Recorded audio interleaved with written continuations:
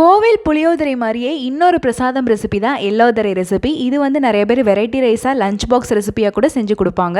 அவ்வளோ டேஸ்ட்டாக இருக்கும், சிம்பிளாகவும் இருக்கும். வாங்க எப்படி செய்கிறதுன்றதை பார்க்கலாம்.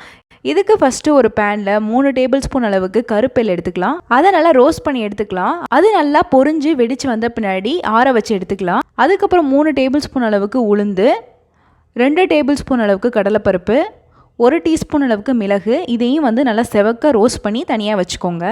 அதுக்கப்புறம் 6லேருந்து 8 வரமிளகாய், கொஞ்சமாக கருவேப்பிலை, இதையும் தனியாக ரோஸ்ட் பண்ணி தனியாக வச்சுக்கோங்க.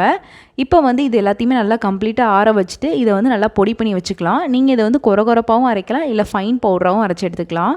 இப்போ வந்து பார்த்திங்கன்னா எள்ளு பொடி தயாராகிருச்சு. இந்த எள்ளு பொடியை நீங்கள் எப்போ வேணாலும் எடுத்து யூஸ் பண்ணிக்கலாம், கெட்டே போகாது. அதுக்கப்புறம் இன்னொரு பாத்திரத்தில் 2 டேபிள் ஸ்பூன் அளவுக்கு நல்லெண்ணெய் ஆட் பண்ணிவிட்டு 1 டீஸ்பூன் கடுகு, 1 டீஸ்பூன் கடலைப்பருப்பு, 1 டீஸ்பூன் உளுந்து, 2 டேபிள் ஸ்பூன் அளவுக்கு நிலக்கடலை, 1 டேபிள் ஸ்பூன் அளவுக்கு முந்திரி, 2 வரமிளகாய், கொஞ்சமாக கருவேப்பிலை, 1/4 டீஸ்பூன் அளவுக்கு பெருங்காயத்தூள், இதெல்லாம் ஆட் பண்ணி தாளிப்பு ரெடி பண்ணிக்கோங்க. அதுக்கப்புறம் சாதம் உங்களுக்கு எவ்வளோ வேணுமோ அந்த அளவுக்கு ஆட் பண்ணிக்கோங்க. ஆட் பண்ணிவிட்டு நல்லா மிக்ஸ் பண்ணிக்கலாம். மிக்ஸ் பண்ணிவிட்டு அதுக்கப்புறம் உப்பு ஆட் பண்ணிக்கோங்க.